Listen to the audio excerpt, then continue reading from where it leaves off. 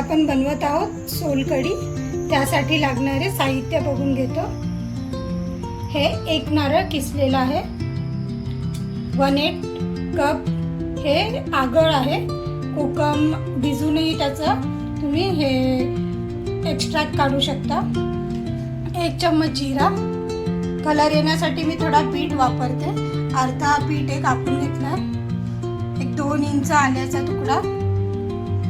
लसणाच्या 7 ते 8 पाकळ्या. मिरच्या ह्या तिखट नाही आहे त्यामुळे मी 4 वापरल्या. आणि मीठ थोडंसं चवीनुसार. पाणी वाटण्यासाठी आवश्यकतेनुसार. आपण कृतीकडे वळूया. सगळे हे साहित्य आपण मिक्सरमध्ये वाटण्यासाठी घालून घेऊ. मीठ,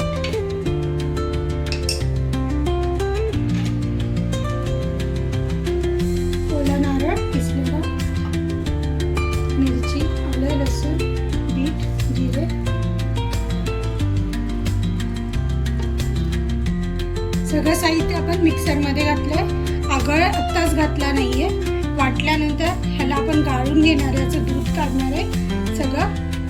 आणि त्यानंतर त्यामध्ये आवश्यकतेनुसार आगळ मिक्स करणार आहे. मी आता एक ग्लास भरून पाणी ॲड केलं. हे आपण एकदम बारीक त्याचं पूर्ण हे ज्यूस निघाला पाहिजे, दूध सारखं झालं पाहिजे तसं बारीक एकदम वाटून घेते.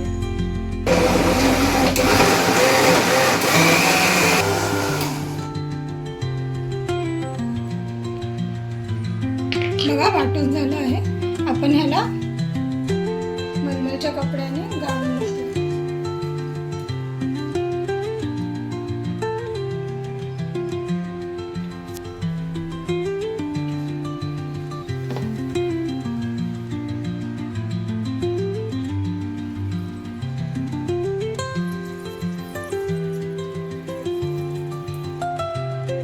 पाहू शकता हे आता वाटून झालं आहे. ह्याला मी एकदा दोनदा आणखीन मिक्सरमध्ये पाणी घालून फिरून वाटून मग गाळून घेतलेलं आहे. त्यामध्ये आपण आवश्यकतेनुसार आगळ घालतोय.